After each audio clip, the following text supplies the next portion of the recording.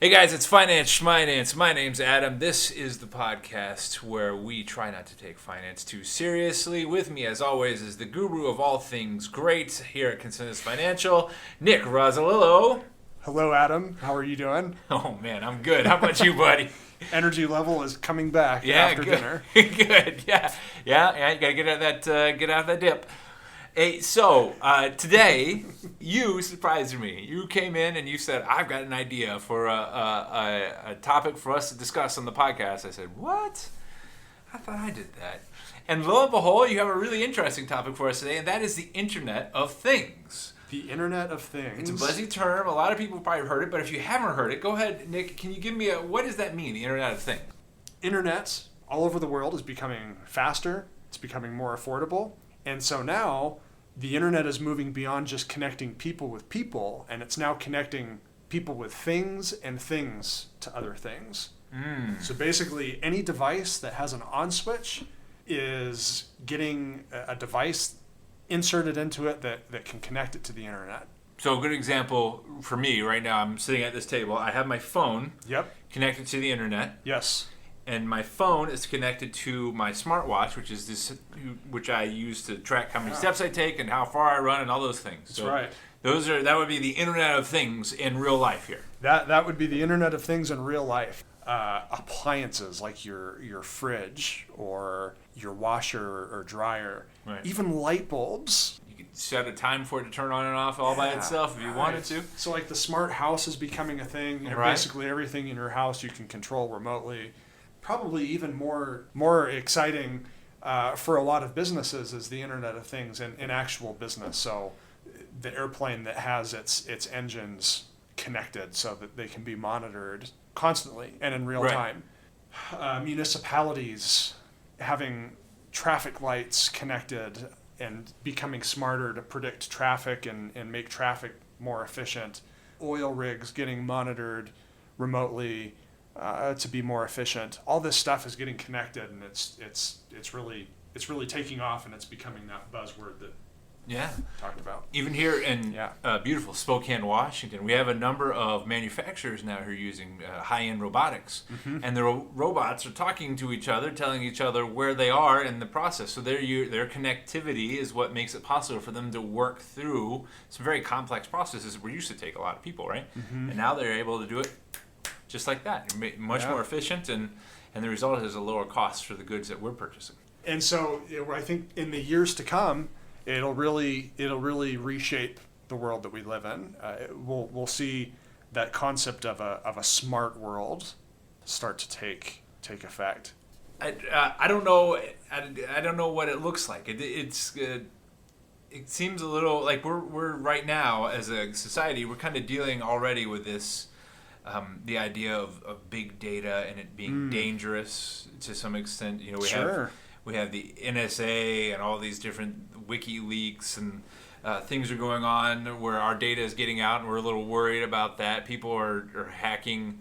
I got a credit card hacked from me just the other day. Someone was buying groceries at BJ's. Well, USAA Financial took care of me. Wait, is that a plug? I'm sorry. So you're in the creepy side of the camp. You think Internet of Things is creepy? Well, I don't know. I'm a little cautious. It's so cool though, Adam. I mean, your entire life can be accessible at your fingertips, and the traffic lights, instead of turning red, will predict that you're coming and turn green for you. Schedule pickup times with the robot that takes care of your baby.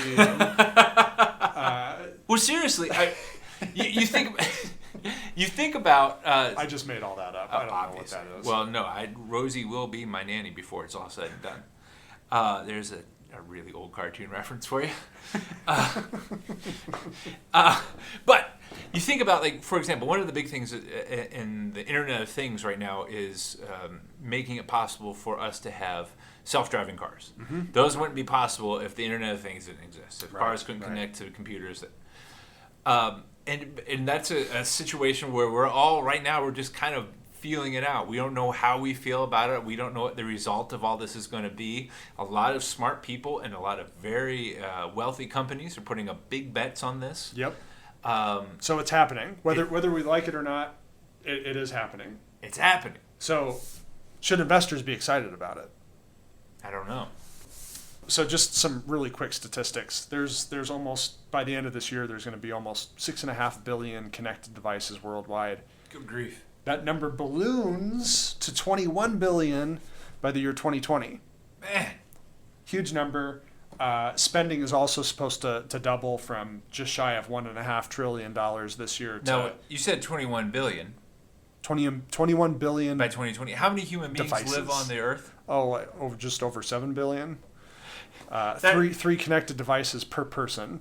It's every man, woman, being. and child. Yeah. From Gets the, three From the of them. Sahara Desert to the rainforest to New York City. Yeah. It's a little overwhelming when you're trying to pull it together. It is a little overwhelming. So a lot of companies, you mentioned a lot of companies investing in it, putting money into it, but it's important to remember that not all companies are going to benefit to the same degree. So we basically break it down into 3 different types of businesses. New businesses that are gaining momentum or maybe first hitting public awareness because of the Internet of Things. Sure. That would be maybe Fitbit or even maybe to a lesser extent, but Tesla as well. Sure. Trying to make the smart car a reality. Then there's some companies where they're just trying to replace old revenue that's in decline. So Apple. Apple really needs to find something to push total sales higher because everyone's got an iPhone. Line, so to speak. Yeah, everyone has an iPhone already.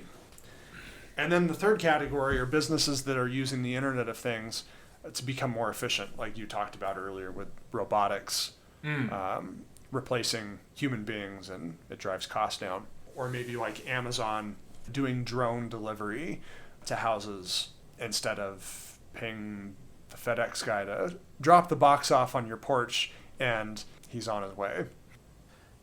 Who are going to be the big winners? So going back to the 3 categories of companies that we kind of break the Internet of Things into, new companies looking for replacement revenue, companies looking for efficiency gains.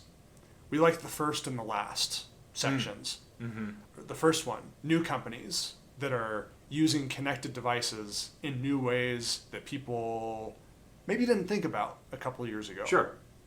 Maybe the smartwatch. But the connected fridge for me is one that I never would have thought of. Yeah, so the connected fridge, that might be GE. They're just looking for replacement revenue. Not as excited about that. But then I think the one that's really exciting are companies that are going to use connected devices to increase their efficiency.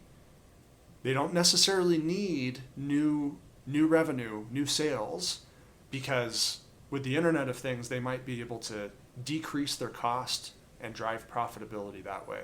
So that's exciting. So in that realm, it's going to be the early adopters, the ones who get it right the soonest, who are going to be the ones who are going to truly benefit from this, while everyone else will be playing catch up. Right. And kind of like the issue I think of retail. A lot of traditional retailers that have been slow to adopt the internet are really struggling now, versus the early adopters who got online right off the bat are the ones that are doing the best right now, and probably will continue to outperform.